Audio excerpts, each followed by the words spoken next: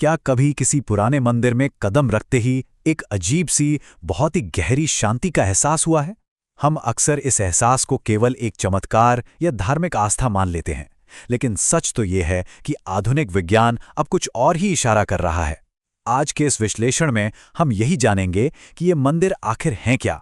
दरअसल ये बेहद उन्नत ध्वनि विज्ञान यानी अकाउस्टिक साइंस की सोफिस्टिकेटेड प्रयोगशालाएं हैं। तो यहाँ एक सबसे बड़ा और दिलचस्प सवाल उभरकर सामने आता है। क्या मंदिर की ध्वनियाँ जैसे घंटी और शंख की आवाज़ सिर्फ और सिर्फ एक धार्मिक परंपरा हैं, या फिर इनका कोई गहरा बायोलॉजिकल उद्देश्य भी है? स्रोत हमें बताते हैं कि ये आवाज़ें सीधे हमारे नर्वस सिस्टम को टारगेट करती हैं और इनका एक बहुत ही सटीक साइंटिफिक प्रयोजन है। आज के इस विश्लेषण में हम इसी पूरे विज्ञान को डीकोड करेंगे।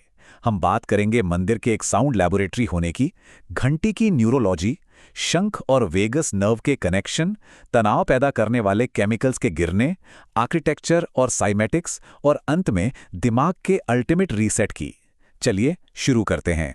पहला हिस्सा देखते हैं, मंदिर एक ध्वनि प्रयोगशाला के रूप में।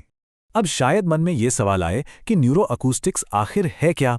ये एक ऐसी साइंस है जो देखती है कि कैसे खास साउंड फ्रीक्वेंसीज और वाइब्रेशंस सीधे हमारे ब्रेन वेव्स के साथ इंटरैक्ट करके हमारी मानसिक स्थिति को बदल सकती हैं। इन प्राचीन संरचनाओं को दरअसल हमारे ऑटोनॉमिक नर्वस सिस्टम को पूरी तरह से हैक करने के लिए डिजाइन किया गया था।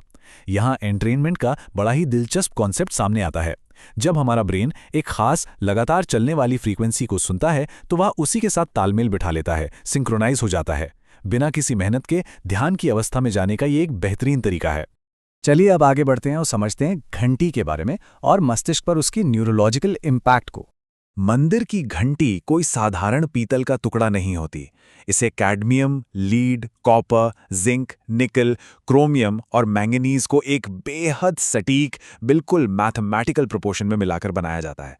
स्रोतों की माने तो ये मिक्स इसलिए तय किया गया था ताकि जब घंटी पर प्रहार हो तो इसकी आवाज़ ब्रेन के लेफ्ट यानी लॉजिकल और राइट यानी क्रिएटिव हिस्से को एक साथ जोड़ दे। विज्ञान की भाषा में इसे हेमिस्फेरिक सिंक्रोनाइजेशन कहते हैं। और यहाँ एक बहुत ही कमाल की डिटेल आती है। नंबर 7। जब घंटी बजती है तो उसकी गूंज हवा में एग्जैक्टली 7 सेकंड तक तैरती रहती है। ये बिल्कुल भी कोई संयोग नहीं है। बायोलॉजी के अनुसार हमारे शरीर में 7 प्राइमरी एंडोक्राइन ग्लैंड्स होते हैं। ये 7 सेकंड की गूंज इन 7 हीलिंग सेंटर्स को एक ही वक्त पर सक्रिय कर देती है ना हैरत अंगेज? आजकल हम लोग लगातार स्ट्रेस, एंग्जाइटी और बिखरे हुए विचारों में उलझे रहते हैं, जिसे बीटा वेव्स कहते हैं।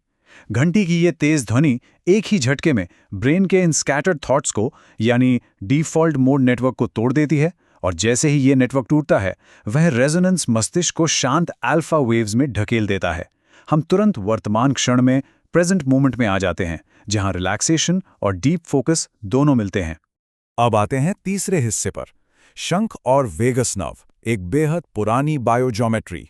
एक नंबर है 1.618, जिसे गोल्डन रेशियो कहा जाता है। शंख की अंदर की संरचना बिल्कुल फिबोनाची सीक्वेंस और इसी गोल्डन रेशियो को फॉलो करती है। ये ठीक वही ज्योमेट्री है जिससे ब्रह्मांड की आकाशगंगा और हमारा डीएनए बनते हैं। तो जब इस शंख के अंदर हवा फूकी जाती है तो वह इन घुमावों से टकराकर एक ऐसी आवाज पैदा करती है जो ब्रह्मांड की कॉस्मिक बैकग्राउंड रेडिएशन से पूरी तरह मेल खाती है। शंख को बजाना खुद में एनाटॉमी का एक मास्टर क्लास हैक है। जब हम फेफड़े पूरी तरह फुलाते हैं और एक लंबा कंट्रोल्ड एक्सलेशन करते हैं तो ये प्रक्रिया हमारे गले की 10वीं क्रेनियल नर्व, जिसे वेगस नर्व कहते हैं, उसकी बहुत गहराई से मालिश करती है। जैसे ही वेगस नर्व एक्टिवेट होती है, हमारा पैरासिम्पैथेटिक सिस्टम ऑन हो जाता है। शरीर तुरंत रेस्ट एंड डाइजेस्ट मोड में आ जाता है। दिल की धड़कन शांत होती है और ब्लड प्रेशर नॉर्मल होने लगता है। और शंख का असर सिर्फ हमारे अंदर ही नहीं होता। इसकी हाई फ्रीक्वेंसी आवाज, जिसे बैक्टीरियोसाइडल अकॉस्टिक्स कहते हैं, हवा में मौजूद बैक्टीरिया की सेल मेम्ब्रेन्स को फिजिकली तोड़ सकती है। और तो और स्रोत बताते हैं कि शंख बजाने से साइनसेस में नाइट्रिक ऑक्साइड का प्रोडक्शन होता है, जो दिमाग तक ऑक्सीजन का फ्लो लगभग 15 गुना तक बढ़ा देता है। यानी ये हवा को शुद्ध करने और दिमाग की क्षमता बढ़ाने का एक जबरदस्त तरीका है। चौथा पॉइंट समझते हैं, तनाव रसायनों का गिरना यानी the fall of stress chemicals. जरा इस सिचुएशन को इमेजिन कीजिए। एक तरफ घंटी की हाई फ्रीक्वेंसी ब्रेन का डिफॉल्ट मोड तोड़ रही है और दूसरी तरफ शंख की गहरी आवाज वेगस नर्व को एक्टिवेट कर रही है।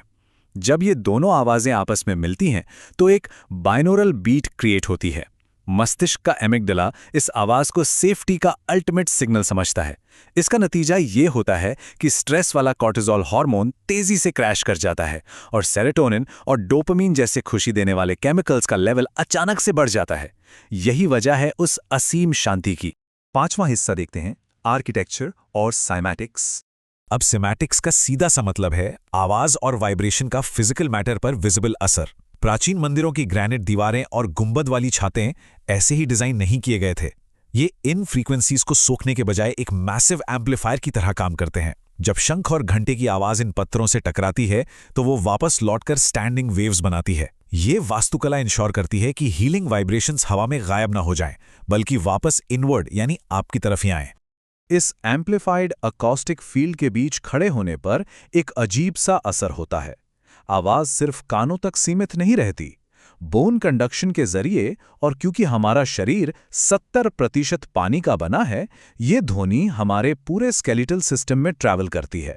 ये हमारी सेल्स को एक ऐसी अंदरूनी मालिश देती है जो बिना किसी फिजिकल टच के शरीर में फंस चुके पुराने ट्रॉमा और स्ट्रेस को पूरी तरह रिलीज करने में मदद करती है।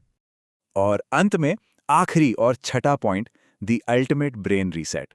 इन सभी साइंटिफिक तथ्यों को देखने के बाद एक बात शीशे की तरह साफ हो जाती है। हमारे प्राचीन ऋषि केवल दार्शनिक या फिलोसोफर नहीं थे, वो हाईली एडवांस्ड फिजिसिस्ट, मेटलर्जिस्ट और न्यूरो अकूस्टिक इंजीनियर थे, जो इस 5000 साल पुराने ब्रेन कंप्यूटर इंटरफेस का सेफली उपयोग कर रहे थे। घंटी भटकते हुए दिमाग को मैथमेटिकली शून्य पर लाती है और शंख उस खाली जगह को एक सटीक और साइंटिफिक रेजोनेंस से भर देता है। ये सच में एक बायोलॉजिकल रीबूट है। तो क्या हमने वाकई में आवाज से शांति पाने के इस शक्तिशाली विज्ञान को पूरी तरह समझ लिया है? ये एक ऐसी बात है जिस पर हमें जरूर सोचना चाहिए। आज के इस विश्लेषण में मेरे साथ जुड़ने के लिए बहुत बहुत धन्यवाद।